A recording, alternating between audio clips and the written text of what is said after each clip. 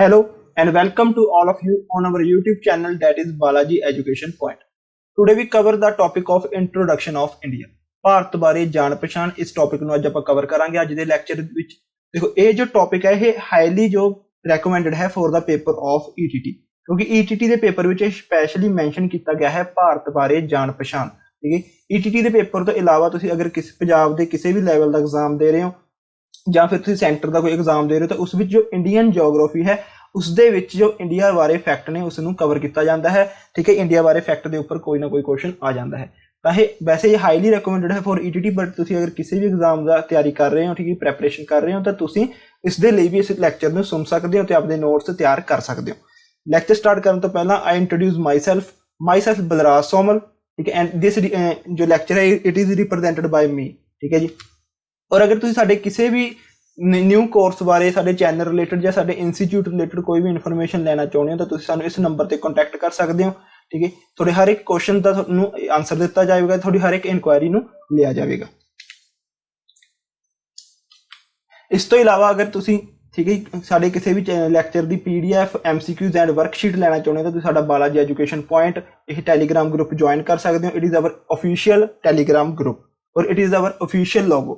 ਠੀਕ ਹੈ ਜੀ, ਇਹ ਅਸੀਂ ਇਸ ਲਈ ਦੱਸ ਰਹੇ ਹਾਂ ਕਿਉਂਕਿ ਸਾਡੇ ਇਸ ਨਾਮ ਤੇ ਬਾਲਾਜੀ ਐਜੂਕੇਸ਼ਨ ਪੁਆਇੰਟ ਦੇ ਨਾਮ ਤੇ ਬਹੁਤ ਸਾਰੇ ਟੈਲੀਗ੍ਰਾਮ ਗਰੁੱਪ ਜੋ ਫੇਕ ਨੇ ਉਹ ਵੀ ਬਣ ਚੁੱਕੇ ਨੇ ਬਟ ਅਗਰ ਤੁਸੀਂ ਉਸ ਹੀ ਟੈਲੀਗ੍ਰਾਮ ਗਰੁੱਪ ਨੂੰ ਠੀਕ ਹੈ ਜੁਆਇਨ ਕਰਨਾ ਹੈ ਜਿਸ ਦਾ ਲੋਗੋ ਇਹ ਹੋਵੇਗਾ। ਠੀਕ ਹੈ, ਤੇ ਇਹ ਦੇਖੋ ਇਹ ਹੈ ਸਾਡੇ ਟੈਲੀਗ੍ਰਾਮ ਗਰੁੱਪ ਦਾ ਲੋਗੋ ਔਰ ਇਟ ਇਜ਼ ਆਵਰ ਲਿੰਕ। ਠੀਕ ਹੈ, it is hour Telegram link ਜੋ ਸਾਡਾ ਅਫੀਸ਼ੀਅਲ ਟੈਲੀਗ੍ਰਾਮ ਗਰੁੱਪ ਹੈ।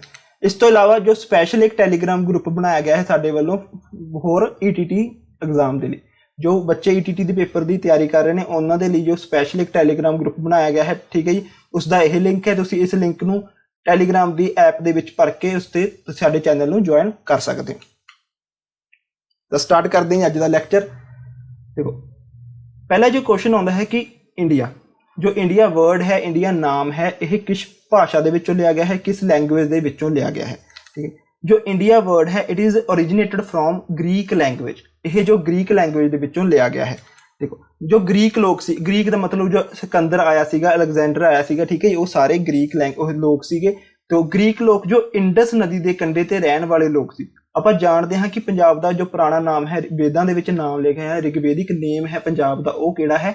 ਇਟ ਇਜ਼ ਸਪਤ ਸਿੰਧੂ। ਠੀਕ ਹੈ, ਸਪਤ ਸਿੰਧੂ ਕਿਉਂ? ਕਿਉਂਕਿ 7 ਰਿਵਰਸ ਬਹਿੰਦੇ ਸੀਗੇ ਤੇ ਉਹਨਾਂ 7 ਰਿਵਰਸ ਦੇ ਵਿੱਚੋਂ ਇੱਕ ਰਿਵਰ ਸੀਗੀ ਇੰਡਸ।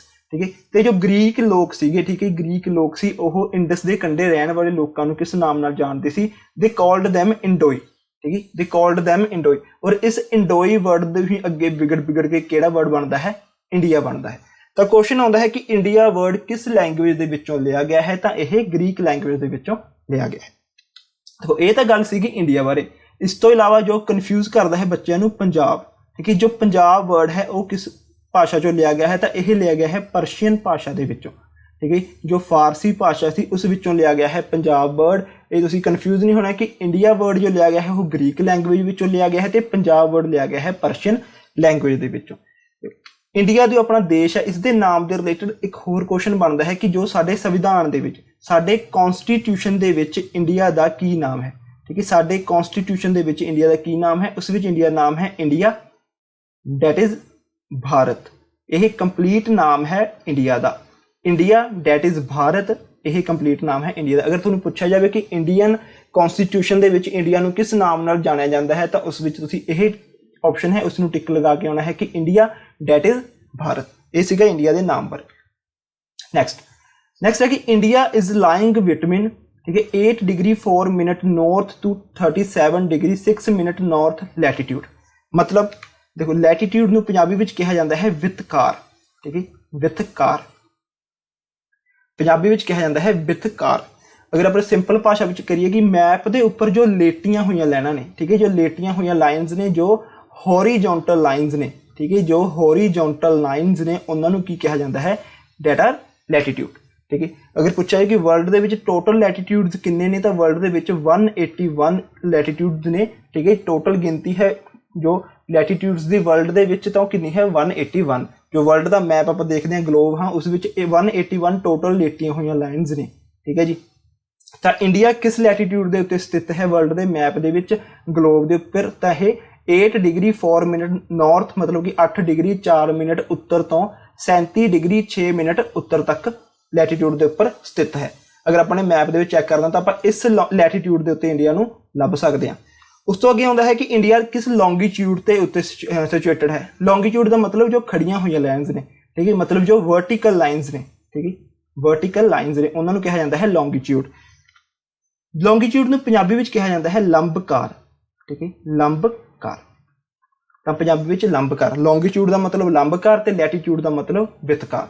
जो इंडिया है वो किस लॉन्गीट्यूड के उत्ते प्रेजेंट है, it is present on 68 degree 7 minute east to 97 degree 25 minute east, मतलब कि 68 डिग्री 7 मिनट पूरब तो लैके 97 डिग्री 25 मिनट पूरब दे वल नूं लॉन्गीट्यूड उत्ते है प्रेजेंट है इंडिया। आप इस लैटीट्यूड एंड इस लॉन्गीट्यूड के उत्ते, इस वितकार ते इस लंबकार के उत्ते इंडिया नूं लभ सकते हैं अपने जो वर्ल्ड मैप है जां वर्ल्ड का ग्लोब है, ठीक है। ये अपने याद रखना है, ये कई बार पेपर के पूछ लेंगे ने कि इंडिया का लैटीट्यूड की है या इंडिया का लॉन्गीट्यूड की है। नैक्सट आता है कि इंडिया की टोटल पॉपूलेशन कितनी है, इंडिया की टोटल जनसंख्या कितनी है। देखो ये अकॉर्डिंग टू है जिन्हें भी अपने अज के इस लैक्चर के फैक्ट करने ने, ठीक है जी, वो सारे किस अद्धे आधार के उत्ते ने, किस बेसिस के उत्ते ने। It is on the basis of census of 2011, मतलब कि यह 2011 की जनगणना के आधार के उत्ते ही अपने सारे पढ़ने ने, ठीक है जी, क्योंकि 2021 तक 2021 जाके फिर तो देश की जनगणना होगी, उस नवे फैक्ट आउणगे। तो 2021 तक जिन्ने भी पेपर होने, चाहे वो सेंटर के चाहे वो स्टेट के, उस जो भी फैक्ट आउणगे इंडिया रिलेटेड और 2011 की जनसंख्या जो जनगणना है उसके आधार के उत्ते ही आउणगे। तो 2011 के अकॉर्डिंग जो इंडिया की पॉपूलेशन सी वो सी 1 अरब 21 करोड़ के लगभग, ठीक है, 1 अरब 21 करोड़ 1,93,422 ये टोटल पॉपूलेशन है इंडिया की 2011 की जनसंख्या के आधार नाल जो जनगणना हुई सी 2011 के विच। एट प्रेजेंट अगर 2020 के हिसाब नाल देखिए, 2020 के हिसाब नाल देखिए तो इंडिया की जो पॉपूलेशन है लगभग 1 अरब 38 करोड़ के लगभग चली गई है। 1 अरब 38 करोड़ के लगभग है इंडिया की 2022 के विच पॉपूलेशन, ठीक है जी। तो चाइना की कितनी है, यह 1 अरब 43 करोड़, मतलब कि इंडिया विच कुछ कदम ही, कुछ जनसंख्या ही दूर है चाइना तो, जल्दी ही इसनूं क्रॉस कर जाएगा। हुण गल आई है पॉपूलेशन की, तो वर्ल्ड के विच इंडिया का रैंक कितना है पॉपूलेशन के बेसिस पे, तो यह सैकेंड रैंक है, ठीक है। दूसरे स्थान पर आता है इंडिया पॉपूलेशन के बेसिस के उत्ते, पहले नंबर पर किहड़ा है, चाइना है, ठीक है, चाइना है। तो एक रिपोर्ट के अकॉर्डिंग कि 2027 तक इंडिया चाइना नूं क्रॉस कर जाएगा पॉपूलेशन के मामले दे विच। तो अगे जो टोटल पॉपूलेशन है उसके बेसिस के उत्ते स्टेट्स नूं डिवाइड किया गया है। कुछ वो स्टेट्स जिसदी हाईएस्ट पॉपूलेशन है सब तो ज़्यादा, वो स्टेट जिसकी सब तो लोएस्ट पॉपूलेशन है। तो वो स्टेट जिसकी सब तो ज़्यादा हाईएस्ट पॉपूलेशन है that is Uttar Pradesh. Uttar Pradesh is the state with highest population, ठीक है। उत्तर प्रदेश वो स्टेट है जिसकी सब तो ज़्यादा पॉपूलेशन है। जो 2011 की जनगणना के अकॉर्डिंग उत्तर प्रदेश की जो जनसंख्या सी लगभग 2 करोड़ के आस पास सी, ठीक है, 2 करोड़ के 20 करोड़ के आस पास, 2 करोड़ क्या गया, 20 करोड़ के आस पास सी उत्तर प्रदेश की जो जनसंख्या 2011 की जनगणना के अकॉर्डिंग। पर अगर 2020 की रिपोर्ट देखते हैं तो इस कहा गया है कि जो उत्तर प्रदेश की जनसंख्या है वह 23.7 करोड़ के लगभग चली गई है, ठीक है जी, 23.7 करोड़ के लगभग बढ़ गई है उत्तर प्रदेश की जनसंख्या। पर अपने फैक्ट किसे देखो पेपर के ये नहीं पूछा जाऊगा थानू कितनी जनसंख्या है, ये वैसे अपनी नॉलेज के लिए है कि उत्तर प्रदेश की 2011 के अकॉर्डिंग जनसंख्या कितनी है, 20 करोड़ के लगभग। तो एट प्रेजेंट जो 2020 के रिपोर्ट्स आई ने उसके अकॉर्डिंग 23 करोड़ के लगभग यह जनसंख्या पहुंच चुकी है। तो सो अपन पेपर में जो क्वेश्चन होना है वो होना है कि which is the name of the state with highest population, that is Uttar Pradesh. Uttar Pradesh की सब तो, ठीक है, बड़ी स्टेट है जिसकी सब तो ज़्यादा पॉपूलेशन है। पॉपूलेशन के बेसिस उत्ते उत्तर प्रदेश सब तो बड़ी स्टेट है। उस तो अगे आता है कि सब तो वो स्टेट जिसकी लोएस्ट पॉपूलेशन है, डैट इज़ सिक्किम, ठीक है। Sikkim is the state with lowest population. Sikkim वो स्टेट है जिसकी पॉपूलेशन ठीक है सब तो घट है, इसकी लगभग 6 लाख के आस पास पॉपूलेशन है, ठीक है जी, 6 लाख के आस पास है इसकी पॉपूलेशन, ठीक है जी, ये अपने याद रखने। नैक्सट आती है देखो ये तो सीगियां सूबे ने, ठीक है, सूबे डिवाइड होए सीगे, स्टेट्स डिवाइड हुई सी on the basis of population. हुण अगे डिवाइड की गई ने यूटीज़। यूटीज़ का मतलब होंदा है केंद्र शासित प्रदेश। देखो at present Bharat they which 28 states ने, ठीक है 28 सूबे ने ते 8 यूनियन टैरेटरीज ने, ठीक है 8 यूनियन टैरेटरीज ने। ਤਾਂ ਉਹਨਾਂ 8 यूनियन टैरेटरीज ਦੇ ਵਿੱਚ ਦਿੱਲੀ ਇੱਕ ਐਸੀ यूनियन टैरेटरी है जिस ਦੀ ਸਭ ਤੋਂ ਜ਼ਿਆਦਾ ਪੋਪੂਲੇਸ਼ਨ ਹੈ, ठीक है ਦਿੱਲੀ ਦੀ ਸਭ ਤੋਂ ਜ਼ਿਆਦਾ ਪੋਪੂਲੇਸ਼ਨ ਹੈ ਐਟ ਪ੍ਰੈਜ਼ੈਂਟ, ठीक है जी ਸਾਰੀਆਂ ਯੂਟੀਆਂ ਦੇ ਵਿੱਚੋਂ। ਜੋ ਦਿੱਲੀ ਦੀ ਪੋਪੂਲੇਸ਼ਨ ਹੈ ਐਟ ਪ੍ਰੈਜ਼ੈਂਟ 2020 ਦੀ ਰਿਪੋਰਟ ਦੇ ਅਕੋਰਡਿੰਗ ਦਿੱਲੀ ਦੀ ਜੋ ਜਨਸੰਖਿਆ ਹੈ ਉਹ 3 ਕਰੋੜ ਦੇ ਲਗਭਗ ਪਹੁੰਚ ਚੁੱਕੀ ਹੈ, 3.02 ਕਰੋੜ ਹੈ 2020 ਦੇ according Delhi the population. But अगर 2011 की जनसंख्या के हिसाब ਨਾਲ देखिए तो दिल्ली की पॉपुलेशन कितनी सी, लगभग 2 करोड़ के 1.9 करोड़ के लगभग सी, मतलब कि अब तुम एस्टीमेटेड कह सकते हो कि 2 करोड़ के लगभग सी। तो 2011 के हिसाब ਨਾਲ दिल्ली की पॉपुलेशन 2 करोड़ के लगभग सी, जो कि 2020 तक बढ़ के कितनी पहुंच चुकी है 3 करोड़ के लगभग पहुंच चुकी है। नैक्सट आती है सब तो घट जिथे पॉपुलेशन पाई जाती है वह यूटी केड़ी है, वह केंद्र शासित प्रदेश केड़ा है, डैट इज लक्षद्वीप। ठीक है लक्षद्वीप ऐसी यूटी है जिस में सब तो घट जनसंख्या पाई जाती है। इसकी जो जनसंख्या है 2011 की सेंसिस के अकॉर्डिंग 64,000 के लगभग सी, अगर फुल देखी तो 64,429। ठीक है यह 2011 की जनगणना के अकॉर्डिंग है, अकॉर्डिंग टू द 2011 सेंसिस। ठीक है 2011 की सेंसिस के अकॉर्डिंग जो जनसंख्या सी लक्षद्वीप की वो सी 64,429, तो जो 2020 की रिपोर्ट के अकॉर्डिंग इसकी जो जनसंख्या है यह लगभग 65,000 के नेड़े पहुँच चुकी है, 65,998, मतलब कि 66,000 के लगभग पहुँच चुकी है। ठीक है ये तो देखो सारी जो डिवाइडेशन हुई सी on the basis of population. ठीक है इंडिया की पॉपुलेशन कितनी है, इंडिया की पॉपुलेशन अकॉर्डिंग रैंक कितना है वर्ल्ड के विच, सब तो बड़ी स्टेट केड़ी है, सब तो बड़ी छोटी स्टेट केड़ी है जिस विच सब तो घट पॉपुलेशन पाई जाती है, यूटी जिस विच सब तो ज़्यादा पॉपुलेशन पाई जाती है, यूटी जिस विच सब तो घट पॉपुलेशन पाई जाती है। हुण अगे जो अगे स्टेट्स डिवाइड किए गए हैं on the basis of area. ठीक है तो सब तो पहला क्वेश्चन आता है कि टोटल इंडिया का एरिया कितना है। ठीक है area total India which area कितना है, इंडिया का जो टोटल एरिया है वो है 32,87,263, 32,87,263 किलोमीटर स्केयर। ठीक है जो स्केयर किलोमीटर कह सकते हैं तुसीं। ठीक है यह है टोटल एरिया इंडिया का। हुण एरिया के बेसिस के उत्ते जो सब तो बड़ी स्टेट मनी जाती है डैट इज़ राजस्थान।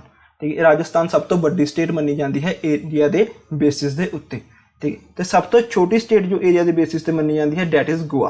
ठीक है ये तुसीं याद रखना है कि सब तो बड़ी state that is Rajasthan and सब तो छोटी state on the basis of area that is Goa. Next आता है कि यूटी।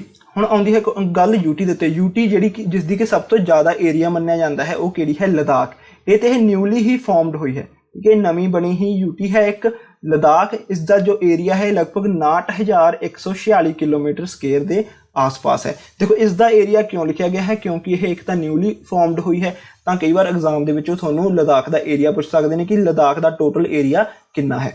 तो लद्दाख का टोटल एरिया है 59,146 किलोमीटर स्केयर। तो तुसीं याद रखना है कि यूटी जी कि on the basis of area सब तो बड़ी केड़ी है लद्दाख। अगे आती कि वह यूटी जी एरिया के बेसिस के उत्ते सब तो छोटी है डैट इज सेम लक्षद्वीप। ठीक है पॉपुलेशन के आधार पर भी यही छोटी है तो एरिया के हिसाब नाल भी यही छोटी है। जो इससे मोस्ट इंपोर्टेंट क्वेश्चन आता है कि लक्षद्वीप का टोटल एरिया कितना है। लक्षद्वीप का जो टोटल एरिया है वह है 32 किलोमीटर स्केयर। ठीक है 32 स्केयर किलोमीटर के लगभग एरिया है लक्षद्वीप का। ये तुसीं याद रखना है, मोस्ट इंपोर्टेंट क्वेश्चन है। ठीक है क्योंकि पेपर के लक्षद्वीप का एरिया पूछ लेंगे ने कई बार। ठीक है लक्षद्वीप का टोटल एरिया कितना है 32 किलोमीटर स्केयर। देखो एक थोड़े लिए होमवर्क है कि तुसीं मैनूं कमेंट्स दे विच दसो कि लक्षद्वीप है जो किन्ने आइलैंड्स नूं मिल के बनया हुआ है। ठीक है टोटल आइलैंड्स किन्ने पाए जाते हैं लक्षद्वीप के विच, ये तुसीं मैनूं कमेंट्स दे विच दसोगे। नैक्सट आती है सैक्स रेशियो ऑफ इंडिया। ठीक है इसका मतलब की होंदा है कि 1000 मेल्स के पिछे, ठीक है पर 1000 मेल्स के पिछे जो फीमेल्स का अनुपात कितना है, फीमेल्स की कितनी रेशो है, मतलब कि 1000 पुरुषों के पिछे कितनियां फीमेल्स मिलदियां ने। तो इंडिया की जो सैक्स रेशो है वह है 940 फीमेल्स, मतलब कि 1000 मेल्स के पिछे थोनों 940 फीमेल्स मिलणगियां। ठीक है जी तो ये तुसीं याद रखना है। ये सारा जो आप कर रहे हैं 2011 की सेंसिस के बेसिस के उत्ते है। ठीक है 2011 की सेंसिस के बेसिस के उत्ते जो सब तो हाईएस्ट सैक्स रेशो पाई जाती है वो पाई जाती है केरला के विच।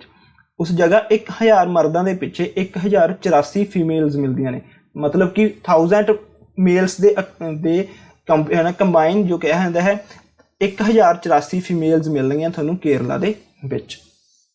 ਨੈਕਸਟ ਆਉਂਦੀ ਹੈ ਸਭ ਤੋਂ ਘੱਟ, ਜਿੱਥੇ ਸਭ ਤੋਂ ਘੱਟ ਸੈਕਸ ਰੇਸ਼ੋ ਮਿਲਦੀ ਹੈ, ਡੈਟ ਇਜ਼ ਹਰਿਆਣਾ। ਹਰਿਆਣਾ ਦੇ ਵਿੱਚ 1000 ਫੀਮੇਲਸ ਦੇ ਪਿੱਛੇ 879 ਮਤਲਬ 879 ਫੀਮੇਲਸ ਤੁਹਾਨੂੰ ਮਿਲਣਗੀਆਂ। ਠੀਕ ਹੈ, ਇਹ ਆਪਾਂ ਨੇ ਯਾਦ ਰੱਖਣਾ ਕਿ ਸਭ ਤੋਂ ਜ਼ਿਆਦਾ ਕਿੱਥੇ ਹੈ sex ratio, it is in Kerala. ਕਿੰਨੀ ਹੈ 1084, ਤੇ ਸਭ ਤੋਂ ਘੱਟ it is in Haryana and it is 879। ਠੀਕ ਹੈ ਜੀ, ਇਹ ਯਾਦ ਰੱਖਣਾ। ਦੇਖੋ ਇਹ ਗੱਲ ਹੋ ਗਈ ਸਟੇਟਸ ਦੀ। ਉਸੇ ਪ੍ਰਕਾਰ ਯੂਟੀਜ਼, ਠੀਕ ਹੈ, ਕੇਂਦਰ ਸ਼ਾਸਿਤ ਪ੍ਰਦੇਸ਼, ਜਿਸ ਕੇਂਦਰ ਸ਼ਾਸਿਤ ਪ੍ਰਦੇਸ਼ ਦੇ ਵਿੱਚ ਸਭ ਤੋਂ ਜ਼ਿਆਦਾ ਸੈਕਸ ਰੇਸ਼ੋ ਹੈ ਡੈਟ ਇਜ਼ ਪੌਂਡੀਚੇਰੀ। ਠੀਕ ਹੈ, ਡੈਟ ਇਜ਼ ਪੌਂਡੀਚੇਰੀ। ਇਸ ਵਿੱਚ 1037 ਫੀਮੇਲਸ ਮਿਲਦੀਆਂ ਨੇ 1000 ਮੇਲਸ ਦੇ ਪਿੱਛੇ। ਤੇ ਸਭ ਤੋਂ ਘੱਟ ਕਿੱਥੇ ਹੈ sex ratio, that is in Daman and Diu. Daman and Diu ਦੇ ਵਿੱਚ ਸਭ ਤੋਂ ਘੱਟ ਸੈਕਸ ਰੇਸ਼ੋ ਹੈ, ਇਹ ਹੈ 618। ਅਗਰ ਓਵਰਆਲ ਇੰਡੀਆ ਦੇ ਵਿੱਚ ਵੀ ਦੇਖੀਏ ਤਾਂ ਉਹ ਦਮਨ ਐਂਡ ਦਿਊ ਹੀ ਹੈ ਜਿੱਥੇ ਸਭ ਤੋਂ ਘੱਟ ਸੈਕਸ ਰੇਸ਼ੋ ਹੈ, ਡੈਟ ਇਜ਼ 618। ਠੀਕ ਹੈ, 618 ਫੀਮੇਲਸ ਮਿਲਦੀਆਂ ਨੇ 1000 ਮੇਲਸ ਦੇ ਪਿੱਛੇ। ਇਹ ਆਪਾਂ ਨੇ ਯਾਦ ਰੱਖਣਾ ਹੈ। ਤੇ ਇੱਕ ਵਾਰ ਸੈਕਸ ਰੇਸ਼ੋ ਦੁਬਾਰਾ ਰਿਵਾਈਜ਼ ਕਰ ਲਈ ਕਿ ਇੰਡੀਆ ਦੀ ਸੈਕਸ ਰੇਸ਼ੋ ਕਿੰਨੀ ਹੈ, 940 ਫੀਮੇਲਸ। ਸਭ ਤੋਂ ਜ਼ਿਆਦਾ ਕਿੱਥੇ ਮਿਲਦੀ ਹੈ, ਕੇਰਲਾ ਦੇ ਵਿੱਚ, ਸਭ ਤੋਂ ਘੱਟ ਹਰਿਆਣਾ ਦੇ ਵਿੱਚ। ਇਹ ਸੀ ਸਟੇਟਸ। ਤੇ ਯੂਟੀਜ਼ ਕਿੱਥੇ ਨੇ, ਪੌਂਡੀਚੇਰੀ 'ਚ ਸਭ ਤੋਂ ਜ਼ਿਆਦਾ ਤੇ ਦਮਨ ਐਂਡ ਦਿਊ 'ਚ ਸਭ ਤੋਂ ਘੱਟ। ਇਹ ਆਪਾਂ ਨੇ ਯਾਦ ਰੱਖਣਾ ਹੈ ਸਾਰਾ ਕੁਝ ਜੀ। ਤੁਸੀਂ ਇਸ ਨੂੰ ਠੀਕ ਹੈ ਨੋਟ ਕਰ ਲੈਣਾ ਹੈ ਆਪਣੀ ਨੋਟਬੁੱਕ ਦੇ ਉੱਤੇ। ਨੈਕਸਟ, ਅਗਰ ਤੁਹਾਨੂੰ ਕਿਸੇ ਵੀ ਲੈਕਚਰ ਰਿਲੇਟਡ ਕੋਈ ਵੀ ਪ੍ਰੋਬਲਮ ਹੈ, ਕੋਈ ਵੀ ਤੁਹਾਡਾ ਡਾਊਟ ਹੈ, ਤੁਸੀਂ ਮੈਨੂੰ ਕਮੈਂਟ ਬਾਕਸ ਦੇ ਵਿੱਚ ਦੱਸ ਸਕਦੇ ਹੋ। ਮੈਂ ਆਪਣੇ ਜੋ ਜਿੰਨੀਆਂ ਵੀ ਵੀਡੀਓਜ਼ ਹੈ ਉਸ ਨੂੰ ਰੈਗੂਲਰ ਬੇਸਿਸ ਦੇ ਉੱਤੇ ਚੈੱਕ ਕਰਦਾ ਹਾਂ ਤੇ ਤੁਹਾਡਾ ਜੋ ਵੀ ਡਾਊਟ ਹੈ ਉਸ ਨੂੰ ਕਲੀਅਰ ਕਰੂੰਗਾ। ਤੇ ਹੁਣ ਪਿੱਛੇ ਪੜਿਆ ਹੈ ਸਟੇਟਸ ਤੇ ਯੂਟੀਜ਼, ਜਿੱਥੇ ਸੈਕਸ ਰੇਸ਼ੋ ਜ਼ਿਆਦਾ ਹੈ ਸੈਕਸ ਰੇਸ਼ੋ ਘੱਟ ਹੈ। ਕਈ ਵਾਰ ਜੋ ਹਾਈ ਲੈਵਲ ਦਾ ਪੇਪਰ ਆਉਂਦਾ ਹੈ ਉਸ ਵਿੱਚ ਉਹ ਡਿਸਟ੍ਰਿਕਟ ਪੁੱਛ ਲੈਂਦੇ ਨੇ ਕਿ ਸਭ ਤੋਂ ਠੀਕ ਹੈ ਉਹ ਡਿਸਟ੍ਰਿਕਟ ਕਿਹੜਾ ਹੈ ਜਿੱਥੇ ਸਭ ਤੋਂ ਜ਼ਿਆਦਾ ਸੈਕਸ ਰੇਸ਼ੋ ਪਾਈ ਜਾਂਦੀ ਹੈ, ਡੈਟ ਇਜ਼ ਮਾਹੇ। ਠੀਕ ਹੈ, ਮਾਹੇ ਉਹ ਡਿਸਟ੍ਰਿਕਟ ਹੈ। ਇਹ ਪੌਂਡੀਚੇਰੀ ਹੈ ਜੋ ਯੂਟੀ ਉਸ ਦੇ ਵਿੱਚ ਪ੍ਰੈਜ਼ੈਂਟ ਹੈ। ਇਹ ਉਹ ਡਿਸਟ੍ਰਿਕਟ ਹੈ ਜਿਸ ਤੇ ਸਭ ਤੋਂ ਜ਼ਿਆਦਾ ਇੰਡੀਆ ਦੇ ਵਿੱਚ ਸਭ ਤੋਂ ਜ਼ਿਆਦਾ ਜੋ ਸੈਕਸ ਰੇਸ਼ੋ ਪਾਈ ਜਾਂਦੀ ਹੈ ਉਹ ਪਾਈ ਜਾਂਦੀ ਹੈ ਮਾਹੀ ਦੇ ਵਿੱਚ। ਤੇ ਦਮਨ ਐਂਡ ਦਿਊ ਦੇ ਵਿੱਚ ਦਮਨ ਜੋ ਡਿਸਟ੍ਰਿਕਟ ਹੈ ਉੱਥੇ ਸਭ ਤੋਂ ਘੱਟ ਸੈਕਸ ਰੇਸ਼ੋ ਪਾਈ ਜਾਂਦੀ ਹੈ। ਇਹ ਆਪਾਂ ਨੇ ਯਾਦ ਰੱਖਣਾ ਹੈ। ਠੀਕ ਹੈ ਜੀ, ਕਿ ਮਾਹੀ ਦੇ ਵਿੱਚ ਸਭ ਤੋਂ ਜ਼ਿਆਦਾ ਸੈਕਸ ਰੇਸ਼ੋ ਹੈ ਜੋ ਇੱਕ ਡਿਸਟ੍ਰਿਕਟ ਲੈਵਲ ਦੇ ਉੱਤੇ, ਤੇ ਦਮਨ ਐਂਡ ਦਿਊ ਦੇ ਵਿੱਚ ਸਭ ਤੋਂ ਘੱਟ ਹੈ on the basis of district. Next ਆਉਂਦਾ ਹੈ ਡੈਂਸਿਟੀ ਆਫ ਇੰਡੀਆ। ਠੀਕ ਹੈ ਜੀ, ਡੈਂਸਿਟੀ ਆਫ ਇੰਡੀਆ ਮਤਲਬ ਕਿ 1 ਸਕੁਅਰ ਕਿਲੋਮੀਟਰ ਦੇ ਵਿੱਚ ਕਿੰਨੇ ਪਰਸਨ ਰਹਿੰਦੇ ਨੇ। 1 ਸਕੁਅਰ ਕਿਲੋਮੀਟਰ ਦੇ ਏਰੀਆ ਦੇ ਵਿੱਚ ਕਿੰਨੇ ਪਰਸਨ ਰਹਿੰਦੇ ਨੇ, ਤਾਂ ਇੰਡੀਆ ਦੇ ਵਿੱਚ 1 ਸਕੁਅਰ ਕਿਲੋਮੀਟਰ ਦੇ ਵਿੱਚ 382 ਪਰਸਨ ਰਹਿੰਦੇ ਨੇ। ਠੀਕ ਹੈ, 382 ਪਰਸਨ ਰਹਿੰਦੇ ਨੇ 1 ਸਕੁਅਰ ਕਿਲੋਮੀਟਰ ਦੇ ਵਿੱਚ ਇਨ ਇੰਡੀਆ। ਤੇ ਸਭ ਤੋਂ ਜ਼ਿਆਦਾ ਜੋ ਸੀਗੇ ਹਾਈਐਸਟ ਡੈਂਸਿਟੀ ਹੈ ਉਹ ਕਿਸ ਸਟੇਟ ਦੀ ਹੈ, ਡੈਟ ਇਜ਼ ਬਿਹਾਰ। ਬਿਹਾਰ ਦੇ ਵਿੱਚ 1 ਸਕੁਅਰ ਕਿਲੋਮੀਟਰ ਦੇ ਵਿੱਚ 1106 ਬੰਦੇ ਰਹਿੰਦੇ ਨੇ। ਠੀਕ ਹੈ ਜੀ, 1106 ਬੰਦੇ ਰਹਿੰਦੇ ਨੇਗੇ 1 ਸਕੁਅਰ ਕਿਲੋਮੀਟਰ ਦੇ ਵਿੱਚ। ਤੇ ਸਭ ਤੋਂ ਘੱਟ ਜੋ ਲੋਐਸਟ ਡੈਂਸਿਟੀ ਹੈ that is in Arunachal Pradesh. Arunachal Pradesh ਦੇ ਵਿੱਚ ਓਨਲੀ 17% ਰਹਿੰਦੇ ਨੇ 1 ਸਕੁਅਰ ਕਿਲੋਮੀਟਰ ਦੇ ਵਿੱਚ। ਠੀਕ ਹੈ, ਇਹ ਆਪਾਂ ਨੇ ਯਾਦ ਰੱਖਣਾ ਹੈ। ਤੇ ਇਹ ਤਾਂ ਗੱਲ ਸੀਗੀ ਸਟੇਟਸ ਦੀ। ਉਸੇ ਪ੍ਰਕਾਰ ਯੂਟੀ ਜਿੱਥੇ ਸਭ ਤੋਂ ਜ਼ਿਆਦਾ ਹਾਈਐਸਟ ਡੈਂਸਿਟੀ ਹੈ ਡੈਟ ਇਜ਼ ਦਿੱਲੀ। ਇੱਥੇ 9340 ਪਰਸਨ ਰਹਿੰਦੇ ਨੇ ਪਰ ਸਕੁਅਰ ਕਿਲੋਮੀਟਰ ਦੇ ਵਿੱਚ। ਤੇ ਸਭ ਤੋਂ ਘੱਟ ਜਿੱਥੇ ਲੋਐਸਟ ਡੈਂਸਿਟੀ ਹੈ that is Andaman and Nicobar. ਇੱਥੇ 43% ਰਹਿੰਦੇ ਨੇ ਪਰ ਸਕੁਅਰ ਕਿਲੋਮੀਟਰ ਦੇ ਵਿੱਚ। ਠੀਕ ਹੈ, ਤੁਹਾਨੂੰ ਸਮਝ ਆ ਗਿਆ ਕਿ ਡੈਂਸਿਟੀ ਕੀ ਹੁੰਦੀ ਹੈ, ਮਤਲਬ ਕਿ 1 ਸਕੁਅਰ ਕਿਲੋਮੀਟਰ ਦੇ ਵਿੱਚ ਕਿੰਨੇ ਪਰਸਨ ਰਹਿੰਦੇ ਨੇ। ਤੇ ਇੰਡੀਆ ਦੇ ਵਿੱਚ ਜੋ ਡੈਂਸਿਟੀ ਹੈ ਇੰਡੀਆ ਦੀ ਉਹ ਹੈ 382 ਪਰਸਨ ਪਰ ਸਕੁਅਰ ਕਿਲੋਮੀਟਰ। ਠੀਕ ਹੈ ਜੀ, ਤੇ ਹਾਈਐਸਟ ਡੈਂਸਿਟੀ ਹੈ ਬਿਹਾਰ ਦੀ, ਸਭ ਤੋਂ ਲੋਐਸਟ ਹੈ ਅਰੁਣਾਚਲ ਪ੍ਰਦੇਸ਼ ਦੀ। ਤੇ ਯੂਟੀ ਜਿਸ ਦੀ ਸਭ ਤੋਂ ਜ਼ਿਆਦਾ ਹਾਈਐਸਟ ਡੈਂਸਿਟੀ ਹੈ ਡੈਟ ਇਜ਼ ਦਿੱਲੀ ਐਂਡ ਤੇ ਯੂਟੀ ਜਿਸ ਦੀ ਸਭ ਤੋਂ ਲੋਐਸਟ ਡੈਂਸਿਟੀ ਹੈ that is Andaman and Nicobar. Next ਆਉਂਦੀ ਹੈ ਕਿ ਜੋ ਐਸਸੀ ਕਾਸਟ ਹੈ, ਠੀਕ ਹੈ, ਸ਼ਡਿਊਲਡ ਕਾਸਟ ਹੈ, ਉਸ ਦੀ ਸਭ ਤੋਂ ਜ਼ਿਆਦਾ ਪਾਪੂਲੇਸ਼ਨ ਕਿਹੜੀ ਸਟੇਟ ਦੇ ਵਿੱਚ ਪਾਈ ਜਾਂਦੀ ਹੈ, that is in Punjab. Punjab ਦੀ ਜੇ ਟੋਟਲ ਪਾਪੂਲੇਸ਼ਨ ਦਾ 28.9% ਜੋ ਹਿੱਸਾ ਹੈ, ਲਗਭਗ 29% ਹੀ ਤੁਸੀਂ ਕਹਿ ਸਕਦੇ ਹੋ, ਜੋ 100% ਵਿੱਚੋਂ 29% ਠੀਕ ਹੈ ਪਾਪੂਲੇਸ਼ਨ ਹੈ that is scheduled caste population. ਠੀਕ ਹੈ, ਪੰਜਾਬ ਹੈ ਜਿੱਥੇ ਸਭ ਤੋਂ ਜ਼ਿਆਦਾ ਸ਼ਡਿਊਲਡ ਕਾਸਟ ਪਰਸਨ ਪਾਏ ਜਾਂਦੇ ਨੇ। ਠੀਕ ਹੈ, ਪਾਪੂਲੇਸ਼ਨ ਪਾਈ ਜਾਂਦੀ ਹੈ। ਦੇਖੋ ਇੱਕ ਕੁਐਸਚਨ ਆਉਂਦਾ ਹੈ ਜੋ ਪੰਜਾਬ ਦੇ ਨਾਲ ਕਿ ਐਸੀ ਕਿਹੜੀ ਸਟੇਟ ਹੈ ਜਿੱਥੇ ਸ਼ਡਿਊਲਡ ਟ੍ਰਾਈਬ ਪਾਪੂਲੇਸ਼ਨ ਨਹੀਂ ਪਾਈ ਜਾਂਦੀ। ਸ਼ਡਿਊਲਡ ਟ੍ਰਾਈਬ ਪਾਪੂਲੇਸ਼ਨ ਜਿਸ ਸਟੇਟ ਦੇ ਵਿੱਚ ਨਹੀਂ ਪਾਈ ਜਾਂਦੀ, ਜਿੱਥੇ ਸ਼ਡਿਊਲਡ ਟ੍ਰਾਈਬ ਠੀਕ ਹੈ ਜੀ ਬਿਲਕੁਲ 0 ਹੈ, ਡੈਟ ਇਜ਼ ਪੰਜਾਬ। ਪੰਜਾਬ ਦੇ ਵਿੱਚ ਸ਼ਡਿਊਲਡ ਟ੍ਰਾਈਬ ਪਾਪੂਲੇਸ਼ਨ ਨਹੀਂ ਹੈ, ਇਹ ਤੁਸੀਂ ਯਾਦ ਰੱਖਣਾ ਹੈ। ਠੀਕ ਹੈ, ਕਿਉਂ ਕਈ ਵਾਰ ਬੱਚੇ ਕਨਫਿਊਜ਼ ਹੋ ਜਾਂਦੇ ਨੇ, ਉਹ ਸ਼ਡਿਊਲਡ ਕਾਸਟ ਹੀ ਸਮਝ ਲੈਂਦੇ ਨੇ। It is not same. Scheduled caste and scheduled tribe they are different. ठीक है। तो सब तो ज़्यादा जो शेड्यूल्ड कास्ट की पॉपूलेशन है that is in Punjab, and जिस स्टेट दे विच शेड्यूल्ड ट्राइब बिल्कुल नहीं मिलती डैट इज़ पंजाब। ये अपने याद रखना है।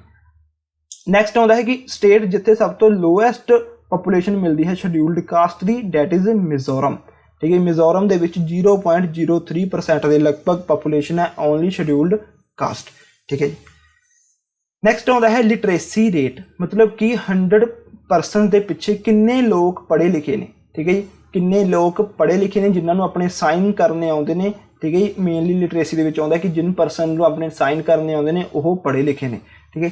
तो इंडिया जो लिटरेसी रेट है डैट इज़ 74.04%, मतलब कि 100 बंदे के पिछे 74% जो ने वो पढ़े लिखे ने, ठीक है जी। ये अपने याद रखना है क्योंकि ये मोस्ट इंपोर्टेंट क्वेश्चन है।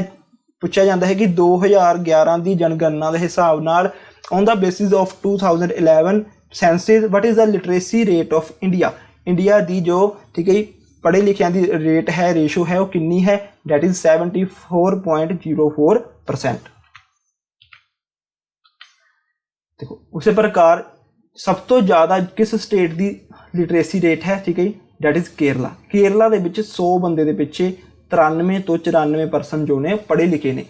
अगर परसेंटेज के गल करिए तो 93.90% परसन जो ने वो पढ़े लिखे ने केरला के विच।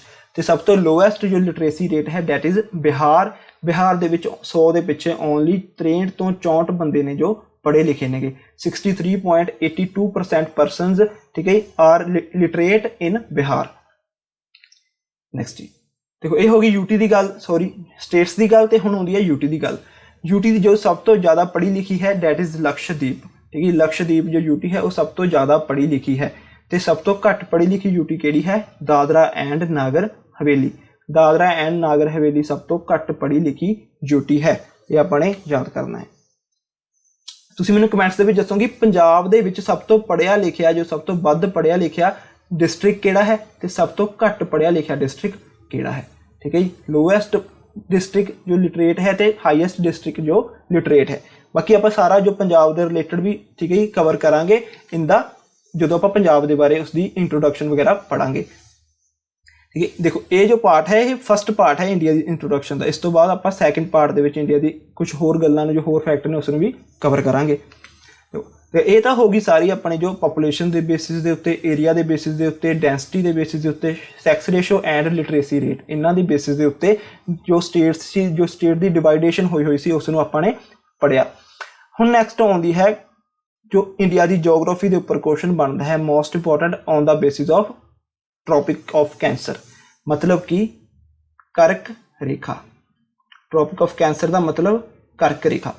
क्वेश्चन आता है कि इंडिया के विच जो ट्रॉपिक ऑफ कैंसर है, जो कर्क रेखा है, वो किन्नियां स्टेट्स के विचों पास होंदी है, तो ये 8 स्टेट्स के विचों पास होंदी है इन इंडिया, ठीक है। इन इंडिया के विच ये 8 स्टेट्स के विचों पास होंदी है।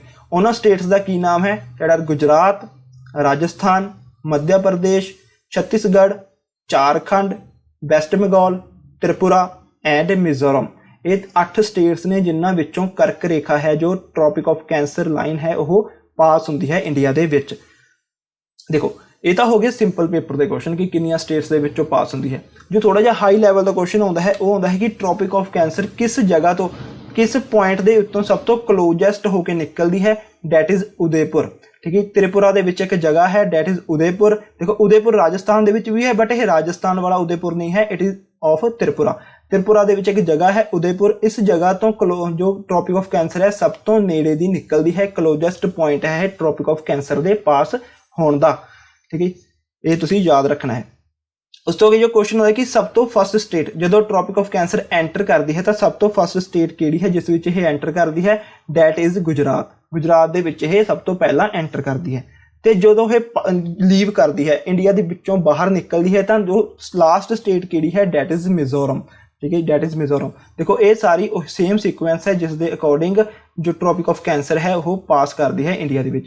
गुजरात तो एंटर करती है, उस तो बाद मिजोरम तो यह लीव कर जाती है इंडिया नूं, इंडिया तो पास हो जाती है। तो देखो इस मैप तो थोड़ा होर भी क्लीयर हो जाएगा। देखो इस जगह तो जो गुजरात के एंटर करती है, तो इस तो बाद राजस्थान, फिर मध्य प्रदेश, ठीक है जी, मध्य प्रदेश आ गया। इन्हां जगह तो यह पास होंदी ਜਾਂਦੀ ਹੈ। ਜਦੋਂ ਆਪਾਂ ਉੱਪਰ ਕਰਾਂਗੇ ਇਸ ਦੇ ਮੈਪ ਨੂੰ, 2 ਮਿੰਟ, ਇਸ ਦਾ ਮੈਪ ਆ ਗਿਆ ਇਹ, ਠੀਕ ਹੈ ਜੀ, ਇਹ ਮੈਪ ਹੈ। ਇਸ ਦੇ ਅਕੋਰਡਿੰਗ ਤੁਹਾਨੂੰ ਹੋਰ ਵੀ ਸਮਝ ਆ ਜਾਏਗਾ। ਦੇਖੋ ਗੁਜਰਾਤ ਚੋਂ, ਰਾਜਸਥਾਨ ਚੋਂ, ਮੱਧ ਪ੍ਰਦੇਸ਼ ਚੋਂ, ठीक है जी, छत्तीसगढ़ चों, झारखंड चों, वैस्ट बंगाल चों, त्रिपुरा चों एंड मिजोरम चों यह बाहर निकल जाती है। ठीक है जी, इन्होंने एरियाज के विचों इस तरह यह ट्रॉपिक ऑफ कैंसर है जो पास करती है। ठीक है जी, आई होप तुहानूं समझ आ गया होगे। तो ये तो सारा ट्रॉपिक ऑफ कैंसर बारे। कितनी स्टेट्स के विचों निकलती है? 8 स्टेट्स के विचों। गुजरात के विच एंटर करती है तो मिजोरम के विचों यह पास कर जाती है, लीव कर जाती है। सब तो closest point that is Udaipur in Tripura. ठीक है, त्रिपुरा के विच उदयपुर नाम की जगह है जिस जगह ते ट्रॉपिक ऑफ कैंसर सब तो नेड़े दी निकलती है। तो गुजरात जो फस्ट स्टेट है जिसों ये एंटर करती है, तो मिजोरम लास्ट स्टेट है जिसों ये लीव करती है इंडिया में। इसी सारा ट्रॉपिक ऑफ कैंसर बारे।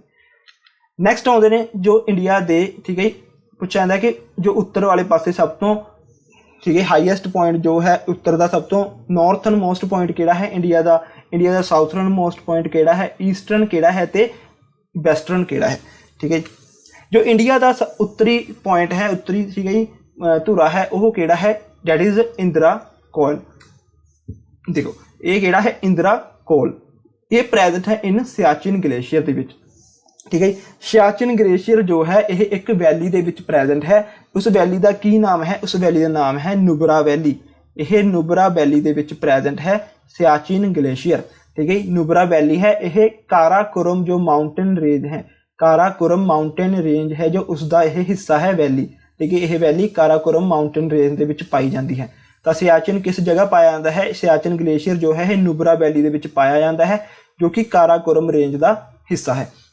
देखो सियाचिन के नाल एक होर मोस्ट इंपोर्टेंट क्वेश्चन जो बनता है वो बनता है कि सियाचिन ग्लेशियर जो है वो वर्ल्ड का सब तो हाईएस्ट, ठीक है जी, बैटलफील्ड है, सब तो हाईएस्ट बैटलफील्ड है। ठीक है, युद्ध का मैदान है दुनिया का सब तो उच्चा, दुनिया का सब तो उच्चा युद्ध का मैदान किहड़ा है? That is Siachen glacier.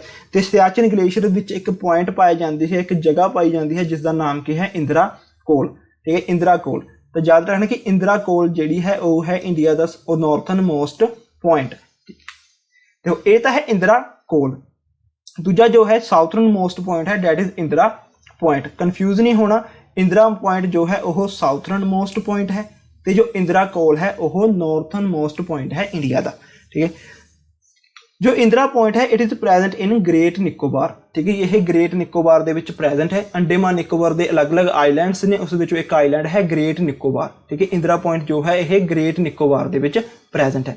देखो इंदिरा पॉइंट जो है यह इंडिया का जो, ठीक है, सारा इलाका मिला के, देखो अगर इंडिया की इस जिथे इंडिया की धरती खत्म होती है अगर उसकी गल करिए तो इंदिरा पॉइंट उसका नॉर्थन मोस्ट पॉइंट नहीं है। इंडिया को अगर खत्म करके इस अंडेमान निकोबार एंड लक्षद्वीप में भी मिला दीए तो अगर टोटल इंडिया का देखिए तो अंडेमान निकोबार का पॉइंट प्रेजेंट है ग्रेट निकोबार के साउथਰਨ मोस्ट पॉइंट बनता है इंडिया का। बट अगर गल करी जाए कि इंडिया की जो है मेन लैंड है, ठीक है जी, ये जो मेन लैंड है इंडिया की जो धरती है इंडिया की उसके उपर अगर पूछा जाए साउथਰਨ मोस्ट पॉइंट किहड़ा है, तो देखो इंडिया के इस जगह ते केरला एंड तमिलनाडु ने, तो तमिलनाडु के विच एक जगह पाई जाती है कन्याकुमारी जिसनों दूसरा नाम की कहा जाता है कैपे कमरॉन। ठीक है, कैपे कमरीन कहा जाता है कन्याकुमारी नूं। तां जो मेन लैंड के उत्ते इंडिया की धरती के उपर जो इंडिया का दक्षिणी धुरा है, ठीक है, दक्षिणी पॉइंट है वह किहड़ा है? केपे कैमरॉन कैप, जिसनों कहा जाता है कन्याकुमारी। यह याद रखना है। अगर उन्होंने सिंपल पूछा गया क्वेश्चन के which the what is the southern most point of India, that is Indira point, ठीक है, then it is not confusion. But अगर उन्होंने स्पैशली मैंशन किया है क्वेश्चन के विच कि what is the southern most point of Indian mainland, अगर यह वर्ड जो अगर पेपर के क्वेश्चन के विच मैंशन होएगा मेन लैंड तो उसका आंसर इंदिरा पॉइंट नहीं आएगा, उसका आंसर क्या आएगा? कन्याकुमारी, या फिर दूसरा ऑप्शन की होएगा कैपे कमरॉन, क्योंकि वो कन्याकुमारी नहीं पाते पेपर के विच, वो कैपे कैमरॉन पाते हैं। ठीक है, तो इस गल नूं तुसीं याद रखना है। इसनूं चाहे वीडियो नूं पॉज करके इस सारे फैक्ट्स नूं अपनी कॉपी के उपर लिख लियो कि अगर मेनलैंड होया तो कन्याकुमारी ऑप्शन आंसर लगाना है। बट अगर सिंपल पूछा कि साउथਰਨ मोस्ट पॉइंट किहड़ा है, डैट इज़ इंदिरा पॉइंट। ठीक है जी। देखो ये तो हो गए northern most point and southern most point. देखो अगे आप मैप के नाल होर भी क्लीयर करांगे, पहले एक बार आप सारे फैक्ट थॉरली पढ़ लीए, ठीक है जी। तो ईस्टर्न मोस्ट पॉइंट किहड़ा है जो इंडिया का, that is Kibithu and it is present in Arunachal Pradesh. यह अरुणाचल प्रदेश के विच प्रेजेंट है किबुथू, ठीक है। ईस्टर्न मोस्ट पॉइंट है इंडिया का। तो उस प्रकार जो वैसटर्न मोस्ट पॉइंट है इंडिया का, डैट इज गौहर मोती एंड इट इज़ प्रेजेंट इन गुजरात। यह गुजरात के विच प्रेजेंट है, ठीक है जी। देखो मैप के नाल होर क्लीयर हो जाएगा। तो देखो उरे लद्दाख दे विच, ठीक है, जम्मू एंड कश्मीर पुराना मैप है थोड़ा जा, आप लेटेस्ट मैप भी देख लाँगे। हुण जम्मू एंड कश्मीर की जो यूटी टुट चुकी है, ठीक है, जम्मू बन गया, एक पासे लद्दाख बन गया। लद्दाख के विच एक जगह है नुब्रा वैली, ठीक है, नुब्रा वैली पाई जाती है, उस दे विच की पाया जाता है ग्लेशियर पाया जाता है, सियाचिन ग्लेशियर। तो उस विच जो पॉइंट पाया जाता है Indira col, it is the northern most point of India. उस प्रकार देखो ये है तमिलनाडु, ठीक है। तमिलनाडु विच इस जगह ते जो पाया जाता है पॉइंट उसनूं कहा जाता है कन्याकुमारी या फिर कैपे कमरीन, ठीक है। तो यह की है मेन लैंड का। देखो ये जो सारा इलाका है ये की है इंडिया की धरती है, ठीक है। जो धरती का इलाका है उस दे विच जो सब तो दक्षिणी धुरा है, दक्षिणी पॉइंट है, that is Quepem Cameron Kanyakumari के विच। अगर वो पुछन कि देखो अंडेमान निकोबार के इस आइलैंड्स नूं विच एडअप करके वो सिंपल पुछन कि साउथर्न मोस्ट पॉइंट किहड़ा है, तो अंडेमान निकोबार दे विच एक ग्रेट निकोबार नाम का आइलैंड है जिस दे उपर, ठीक है, इंदिरा पॉइंट पाया जाता है, ठीक है जी। उस प्रकार जो वैसटर्न पॉइंट है यह गुजरात इस जगह पर यह गौहर मोती नाम का पॉइंट पाया जाता है, जगह पाई जाती है, इसनों वैसटर्न मोस्ट पॉइंट मन्निया जाता है इंडिया का, ठीक है। मतलब कि गौहर मोती तो अगे इंडिया खत्म हो जाएगा, इंडिया का जो सारा बॉर्डर है उस तक ही ने। उस प्रकार अरुणाचल प्रदेश में इस जगह पर पाया जाता है किबुथू, ठीक है जी, जो कि ईस्टर्न मोस्ट पॉइंट बनता है इंडिया का। तो अरुणाचल प्रदेश के नाल एक मोस्ट इंपोर्टेंट क्वेश्चन आता है कि भारत का वो केड़ा सूबा है जिस जगह जो सूरज है सब तो पहला उगता है, ठीक है। सूरज जो सब तो पहला उगता है इट इज़ इन अरुणाचल प्रदेश, तो सब तो लेट उगता है वह गुजरात के, ठीक है। ये तुसीं याद रखना, इसनूं लिख लियो अपनी बुक के उत्ते, नोटबुक के उत्ते कि अरुणाचल प्रदेश है जिस विच सूरज सब तो पहला उगता है, तो गुजरात है जिस विच सूरज सब तो लेट उगता है।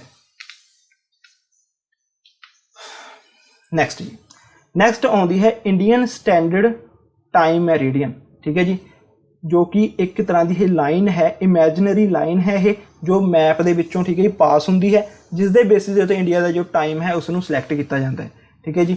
देखो ये सेम है जैसे जिस तरह GMT है, ग्रीनविच मैरिडियन टाइम, जिस दे अकॉर्डिंग इसनूं की कहा जाता है इंटरनैशनल, ठीक है, डेट लाइन भी कहा जाता है या इन्हों इंटरनैशनल टाइम लाइन भी कहा जाता है। जो इसे ये तो है इंटरनैशनल लैवल के उत्ते कि इंटरनैशनल जो टाइम्स वगैरह सैट किए जाते हैं on the basis of GMT किए जाते हैं, ठीक है। बट जो इंडिया के जो टाइम सैट किया जाता है वह किया जाता है on the basis of standard time Meridian, ठीक है। तो इंडिया का जो स्टैंडर्ड टाइम मैरिडियन है वो कितनी है 82.5 डिग्री, ठीक है जी, 82.5 डिग्री ईस्ट, ठीक है, 80 डिग्री 30 मिनट ईस्ट है जो इंडिया का स्टैंडर्ड टाइम मैरिडियन, ये तुसीं याद रखना है।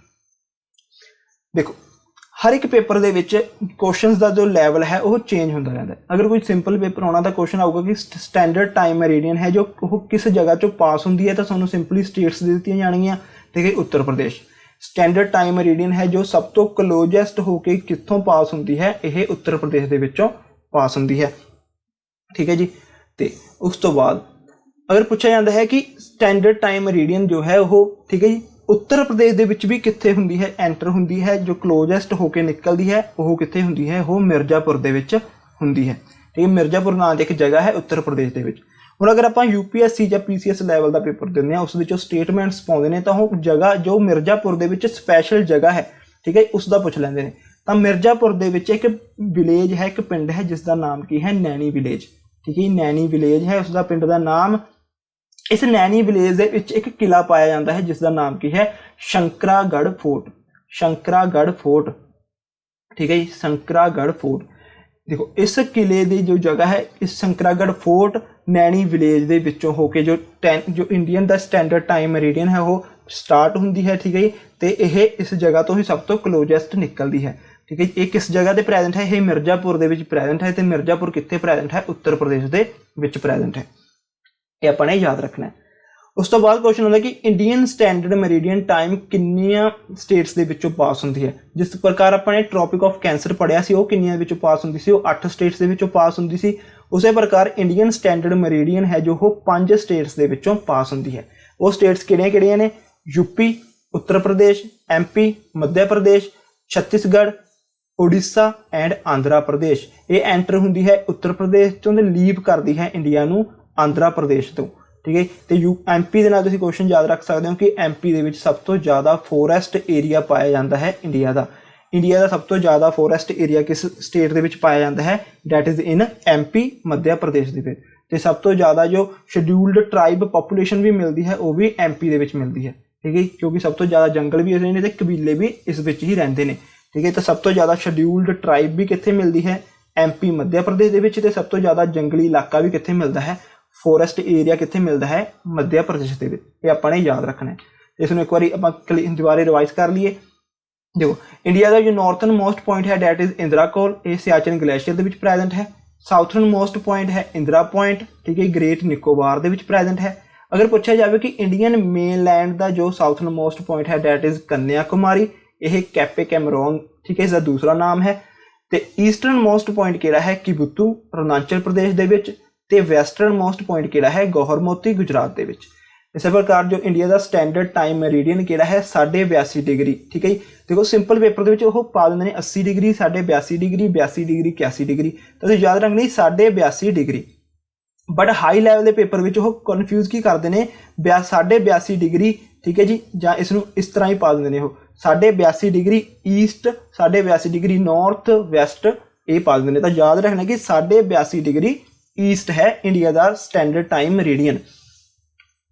ਉਸ ਤੋਂ ਅੱਗੇ ਜੀ, ਇੰਡੀਆ ਦਾ ਜੋ ਸਟੈਂਡਰਡ ਟਾਈਮ ਮੈਰੀਡੀਅਨ ਹੈ ਕਿਸ ਜਗ੍ਹਾ ਤੋਂ ਐਂਟਰ ਕਰਦੀ ਹੈ? ਜਿਸ ਜਗ੍ਹਾ ਤੋਂ ਸਭ ਤੋਂ ਕਲੋਜ਼ੈਸਟ ਨਿਕਲਦੀ ਹੈ that is Shankargarh fort, Naini village, Mirzapur, UP ਦੇ ਵਿੱਚ। ਫਿਰ ਤੋਂ ਇੱਕ ਵਾਰ ਦੱਸ ਦੇਣਾ, ਸ਼ੰਕਰਾਗੜ੍ਹ ਫੋਰਟ, ਨੈਣੀ ਵਿਲੇਜ, ਜੋ ਮਿਰਜ਼ਾਪੁਰ, ਯੂਪੀ, ਉੱਤਰ ਪ੍ਰਦੇਸ਼ ਦੇ ਵਿੱਚ। ਤੇ 5 ਸਟੇਟਸ ਦੇ ਵਿੱਚੋਂ ਹੋ ਕੇ ਨਿਕਲਦੀ ਹੈ। ਤੇ ਉਹ 5 status Uttar Pradesh, Madhya Pradesh, Chhattisgarh, Orissa and Andhra Pradesh. ਇਹ 5 ਸਟੇਟਸ ਨੇ, ਠੀਕ ਹੈ ਜੀ। ਤੇ ਇਸ ਮੈਪ ਨਾਲ ਤੁਹਾਨੂੰ ਹੋਰ ਕਲੀਅਰ ਹੋਇਆ ਜੋ ਇਹ ਜੋ ਹੈ ਇਹ ਲੌਂਗੀਟਿਊਡਨਲ ਲਾਈਨ ਹੈ, ਠੀਕ ਹੈ ਜੀ। ਜੋ ਆਪਾਂ ਨੇ ਵਰਟੀਕਲ ਲਾਈਨ ਦੇਖੀ ਸੀਗੀਆਂ, ਪੜ੍ਹਿਆ ਸੀ ਕਿ ਲੌਂਗੀਟਿਊਡ ਕੀ ਹੁੰਦਾ ਹੈ, ਉਹ ਵਰਟੀਕਲ ਲਾਈਨਸ ਜੋ ਖੜੀਆਂ ਹੋਈਆਂ ਨੇ, ਠੀਕ ਹੈ ਜੀ। ਦੇਖੋ ਜੋ ਇੰਡੀਅਨ ਸਟੈਂਡਰਡ ਟਾਈਮ ਹੈ ਉਹ ਕਿੰਨੇ ਲੌਂਗੀਟਿਊਡ ਤੇ ਹੈ? ਇਹ 82.5 ਡਿਗਰੀ ਈਸਟ ਦੇ ਉੱਤੇ ਹੈ, ਠੀਕ ਹੈ, 82.5 ਡਿਗਰੀ ਈਸਟ ਦੇ ਉੱਤੇ ਪ੍ਰੈਜ਼ੈਂਟ ਹੈ। ਤੇ ਇਹ ਉੱਤਰ ਪ੍ਰਦੇਸ਼ ਦੇ ਵਿੱਚ ਐਂਟਰ ਕਰਦਾ ਹੈ। ਇਸ ਤੋਂ ਬਾਅਦ ਇਹ ਇਸ ਮੱਧ ਪ੍ਰਦੇਸ਼ ਦੀ ਛੋਟੀ ਜਿਹੀ ਜਗ੍ਹਾ ਹੈ ਇਸ ਦੇ ਵਿੱਚੋਂ ਪਾਸ ਹੁੰਦਾ ਹੈ। ਉਸ ਤੋਂ ਬਾਅਦ ਇਹ ਛੱਤੀਸਗੜ੍ਹ ਦੇ ਵਿੱਚੋਂ ਪਾਸ ਹੁੰਦਾ ਹੈ। ਫਿਰ ਇਹ ਉੜੀਸਾ ਦੇ ਵਿੱਚੋਂ ਪਾਸ ਹੁੰਦਾ ਹੈ ਤੇ ਲਾਸਟ ਵਿੱਚ ਇਹ ਆਂਧਰਾ ਪ੍ਰਦੇਸ਼ ਦੇ ਵਿੱਚੋਂ ਲੀਵ ਕਰ ਜਾਂਦਾ ਹੈ ਇੰਡੀਆ ਨੂੰ।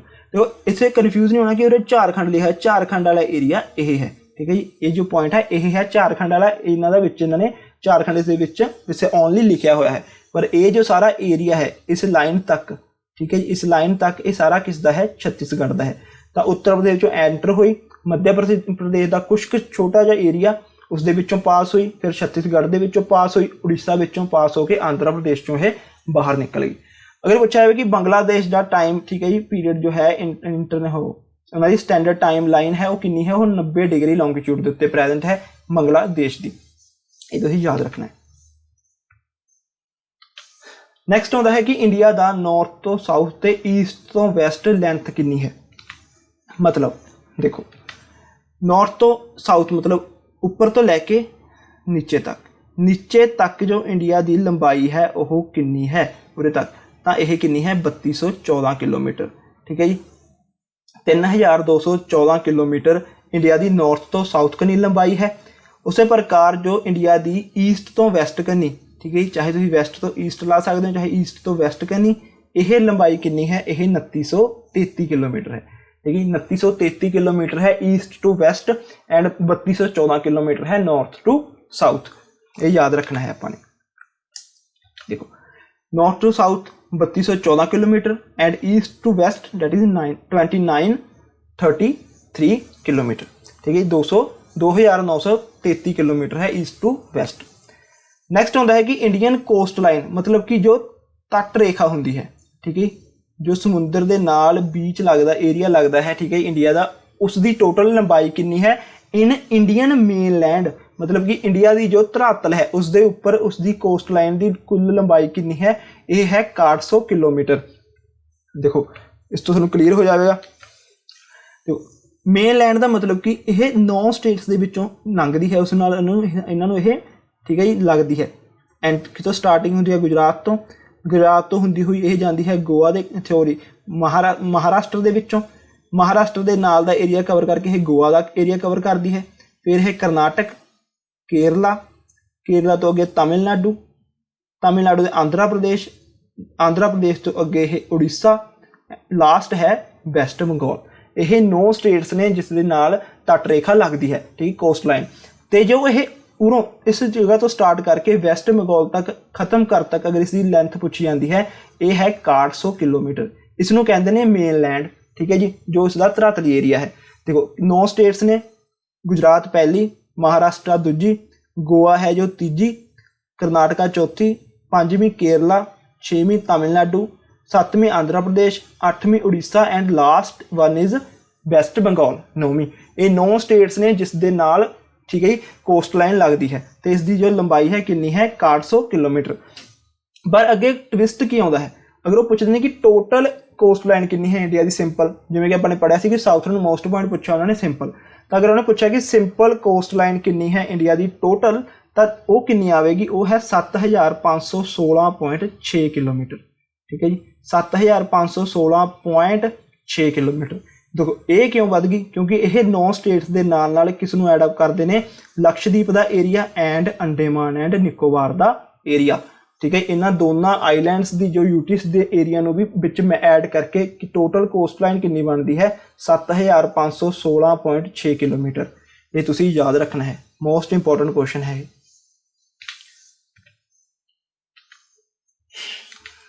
नैक्सट जी, तो ये अपने कवर कर ली 6100 किलोमीटर टोटल कवर कर लिया अपने, तो 9 स्टेट्स भी कवर कर लिया।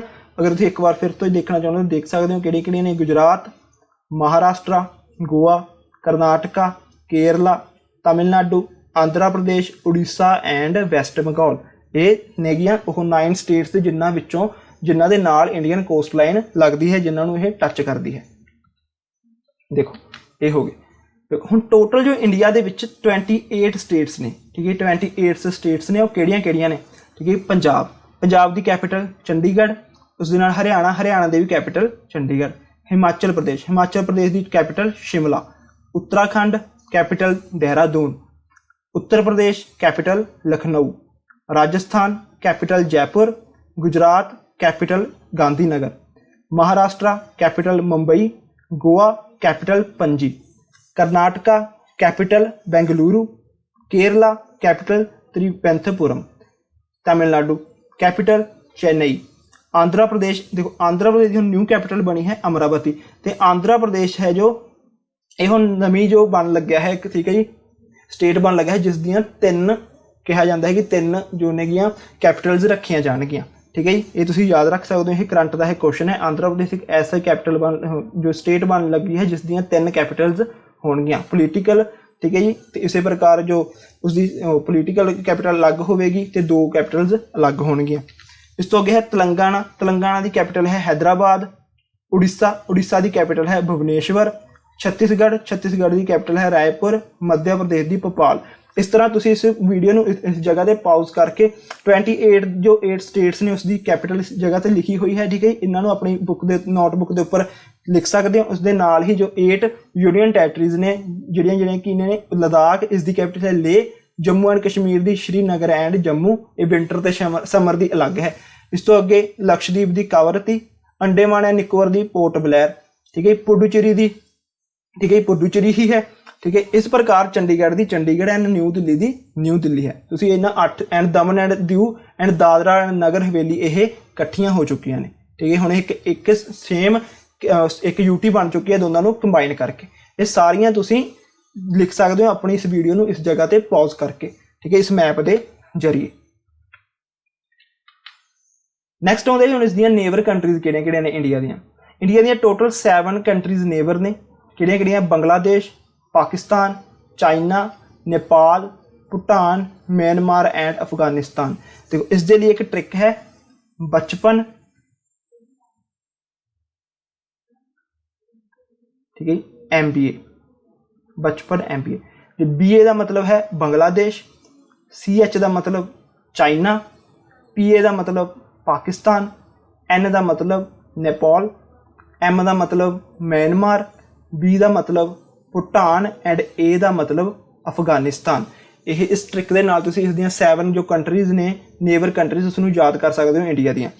ਤੇ ਸਭ ਤੋਂ ਜ਼ਿਆਦਾ ਜੋ ਬਾਰਡਰ ਸ਼ੇਅਰ ਕਰਦਾ ਹੈ ਉਹ ਕੰਟਰੀ ਹੈ ਬੰਗਲਾਦੇਸ਼। ਬੰਗਲਾਦੇਸ਼ ਲਗਭਗ 4096 ਕਿਲੋਮੀਟਰ ਦਾ ਜੋ ਬਾਰਡਰ ਹੈ ਉਹ ਸ਼ੇਅਰ ਕਰਦਾ ਹੈ ਇੰਡੀਆ ਦੇ ਨਾਲ। ਇਸ ਤੋਂ ਅੱਗੇ ਸਭ ਤੋਂ ਘੱਟ ਬਾਰਡਰ ਸ਼ੇਅਰ ਕਰਨ ਵਾਲੀ ਕੰਟਰੀ ਹੈ ਅਫਗਾਨਿਸਤਾਨ। ਇਹ 106 ਕਿਲੋਮੀਟਰ ਦੇ ਲਗਭਗ ਬਾਰਡਰ ਸ਼ੇਅਰ ਕਰਦੀ ਹੈ ਅਫਗਾਨਿਸਤਾਨ ਇੰਡੀਆ ਦੇ ਨਾਲ। ਇਹ ਆਪਾਂ ਪਿੱਛੇ ਪੜ੍ਹ ਚੁੱਕੇ ਹਾਂ ਕਿ ਟੋਟਲ 28 ਸਟੇਟਸ ਨੇ ਇੰਡੀਆ ਦੀਆਂ ਤੇ 8 ਯੂਨੀਅਨ ਟੈਰੀਟਰੀਜ਼ ਨੇ, ਜਿਨ੍ਹਾਂ ਵਿੱਚੋਂ ਨਿਊਲੀ ਫਾਰਮਡ ਹੈ ਉਹ ਕਿਹੜੀ ਹੈ ਜੰਮੂ ਐਂਡ ਕਸ਼ਮੀਰ। ਤੇ ਰੀਸੈਂਟਲੀ 26 ਜਨਵਰੀ 2020 ਨੂੰ Dadra and Nagar Haveli and Daman and Diu ਇਹਨਾਂ ਦੋਨਾਂ ਨੂੰ ਕੰਬਾਈਨ ਕਰ ਦਿੱਤਾ ਗਿਆ ਹੈ। ਠੀਕ ਹੈ, Dadra and Nagar Haveli and Daman and Diu ਦੋਨਾਂ ਨੂੰ ਕੰਬਾਈਨ ਕਰ ਦਿੱਤਾ ਗਿਆ ਹੈ 26 ਜਨਵਰੀ 2020 ਨੂੰ। ਦੇਖੋ ਹੁਣ ਅੱਗੇ ਜੋ ਕੁਐਸਚਨ ਹੁੰਦੇ ਹੈ ਹਾਈ ਲੈਵਲ ਦੇ ਪੇਪਰ ਵਿੱਚ ਕਿ ਬੰਗਲਾਦੇਸ਼ ਦੇ ਨਾਲ ਕਿੰਨੀਆਂ ਸਟੇਟਸ ਬਾਰਡਰ ਸ਼ੇਅਰ ਕਰਦੀਆਂ ਨੇ, ਤਾਂ ਉਸ ਦੇ ਨਾਲ ਕਰਦੀਆਂ ਨੇ 5 ਸਟੇਟਸ ਬਾਰਡਰ ਸ਼ੇਅਰ। ਕਿਹੜੀਆਂ ਵੈਸਟ ਬੰਗਾਲ, ਅਸਾਮ, ਤ੍ਰਿਪੁਰਾ, ਮਿਜ਼ੋਰਮ ਐਂਡ ਮੇਘਾਲਿਆ। ਇਹ ਆਪਾਂ ਮੈਪ ਦੇ ਨਾਲ ਦੇਖ ਲੈਂਦੇ ਹਾਂ। ਠੀਕ ਹੈ ਜੀ, ਦੇਖੋ ਇਹ ਹੈ ਬੰਗਲਾਦੇਸ਼, ਇਹ ਸਾਰਾ ਬੰਗਲਾਦੇਸ਼ ਹੈ। ਇਸ ਦੇ ਨਾਲ ਜੋ ਆਪਣੀਆਂ ਸਟੇਟਸ ਬਾਰਡਰ ਸ਼ੇਅਰ ਕਰਦੇ ਨੇ ਉਹ ਕਿਹੜੀਆਂ ਨੇ, ਵੈਸਟ ਬੰਗਾਲ, ਠੀਕ ਹੈ ਜੀ, ਮੇਘਾਲਿਆ 2, ਤ੍ਰਿਪੁਰਾ 3, ਮਿਜ਼ੋਰਮ 4 ਐਂਡ ਅਸਾਮ ਦਾ ਜੋ ਛੋਟਾ ਜਿਹਾ ਏਰੀਆ ਹੈ ਇਹ 5 ਸਟੇਟਸ ਨੇ ਜੋ ਬਾਰਡਰ ਸ਼ੇਅਰ ਕਰਦੀਆਂ ਨੇ ਬੰਗਲਾਦੇਸ਼ ਦੇ ਨਾਲ। West Bengal, Assam, Meghalaya, Tripura and Mizoram.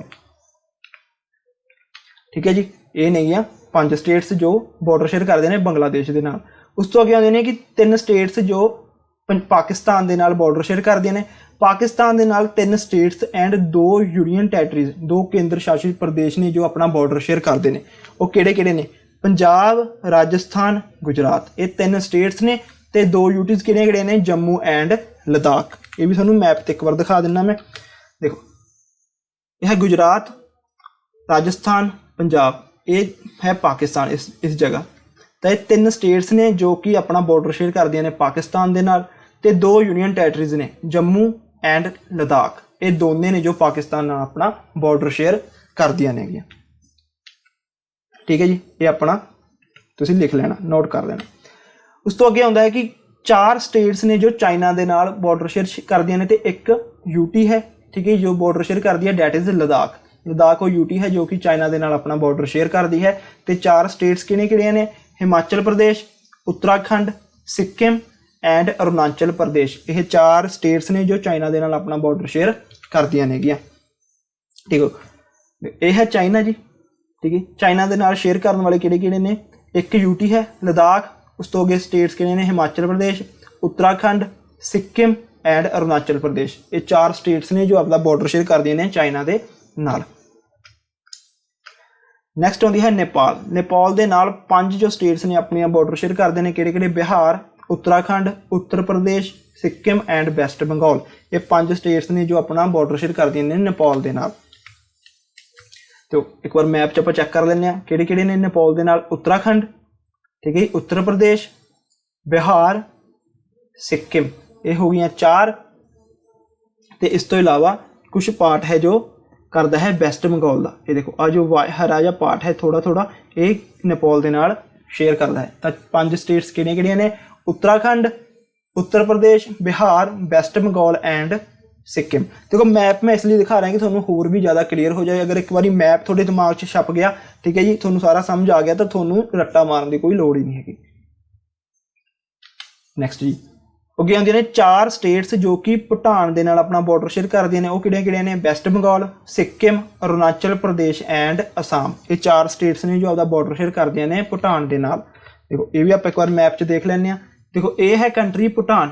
ਠੀਕ ਹੈ, ਇਹ ਭੂਟਾਨ ਹੈ। ਇਸ ਦੇ ਨਾਲ ਬਾਰਡਰ ਸ਼ੇਅਰ ਕਰਨ ਵਾਲੇ ਸਿੱਕਿਮ, ਵੈਸਟ ਬੰਗਾਲ, ਅਸਾਮ ਐਂਡ ਅਰੁਣਾਚਲ ਪ੍ਰਦੇਸ਼। ਇਹ 4 ਸਟੇਟਸ ਨੇ ਜੋ ਭੂਟਾਨ ਦੇ ਨਾਲ ਆਪਣਾ ਬਾਰਡਰ ਸ਼ੇਅਰ ਕਰਦੇ ਨੇਗੇ। ਨੈਕਸਟ ਆਉਂਦੀ ਹੈ 4 ਸਟੇਟਸ ਨੇ ਜੋ ਮਿਆਂਮਾਰ ਦੇ ਨਾਲ ਆਪਣਾ ਬਾਰਡਰ ਸ਼ੇਅਰ ਕਰਦੇ ਹੈ। ਮਿਆਂਮਾਰ ਦਾ ਪੁਰਾਣਾ ਨਾਮ ਕੀ ਸੀ, ਬਰਮਾ। ਠੀਕ ਹੈ ਜੀ, ਬਰਮਾ। ਅਗਰ ਇੱਕ ਦੂਸਰਾ ਨਾਮ ਕੀ ਹੁੰਦਾ, ਰੰਗੂਨ। ਠੀਕ ਹੈ ਜੀ, ਰੰਗੂਨ। ਆਪਾਂ ਦੇਖਦੇ ਹਾਂ ਇੰਡੀਅਨ ਜੋ ਨੈਸ਼ਨਲ ਮੂਵਮੈਂਟਸ ਆਪਾਂ ਪੜ੍ਹਦੇ ਹਾਂ, ਫਰੀडम ਮੂਵਮੈਂਟਸ ਪੜ੍ਹਦੇ ਹਾਂ, ਉਸ ਵਿੱਚ ਕਿਹਾ ਜਾਂਦਾ ਸੀ ਜਿੰਨੇ ਵੀ ਕ੍ਰਾਂਤੀਕਾਰੀ ਸੀਗੇ ਉਹਨਾਂ ਨੂੰ ਰੰਗੂਨ ਭੇਜ ਦਿੱਤਾ ਜਾਂਦਾ ਸੀ। ठीक है जी, जो उन्होंने काले पानी की सज़ा वगैरह दी जाती तो रंगून का मतलब की उन्होंने म्यांमार भेजा जाता सीगा। ठीक है जी, तो म्यांमार नाल 4 स्टेट्स अपना बॉर्डर शेयर करते हैं, that is Arunachal Pradesh, Nagaland, Manipur and Mizoram. ये आप मैप के एक बार चैक कर लें। देखो ये है इधरले पासे जो सारा देश है थ्री म्यांमार, इसका पुराना नाम की है बर्मा। और किहड़ियां स्टेट्स ने, अरुणाचल प्रदेश, नागालैंड, मणिपुर, मिजोरम। ये 4 स्टेट्स ने जो अपना बॉर्डर शेयर करते हैं म्यांमार के नाल। नैक्सट आती है एक यूटी है लद्दाख, जो कि अफगानिस्तान के नाल अपना बॉर्डर शेयर करती है। देखो ये भी आप देख लें। देखो ये है लद्दाख, और लद्दाख के पूरे इस जगह जो एरिया है ये किसका है, अफगानिस्तान का। तो एक यूटी है जो अफगानिस्तान के नाल अपना बॉर्डर शेयर करती है। तो इस दे नाल अपना अज का लैक्चर कंप्लीट होंदा है। ठीक है जी, अगर तुहानूं यह लैक्चर पसंद आया तो इसनूं लाइक करियो ते साडे चैनल नूं सबसक्राइब करियो। ठीक है, साडे इस चैनल के नीचे जो सबसक्राइब बटन के नाल एक रैड कलर की बैल होएगी, इसनूं प्रैस करियो तो इसनूं ग्रे कर दो। तो ठीक है जी, अगर इस क्योंकि इस दे नाल की होएगा जो भी साडे फ्यूचर दे विच साडे लैक्चरस आउणगे, कोई नवां ठीक है जी कंसैप्ट आवेगा, वो तुहानूं उसकी नोटिफिकेशन तुहानूं पहला ही मिल जाएगी। ठीक है, अगर तुहानूं यह लैक्चर पसंद आया इसनूं लाइक करियो तो वध तो वध शेयर करियो। Thank you.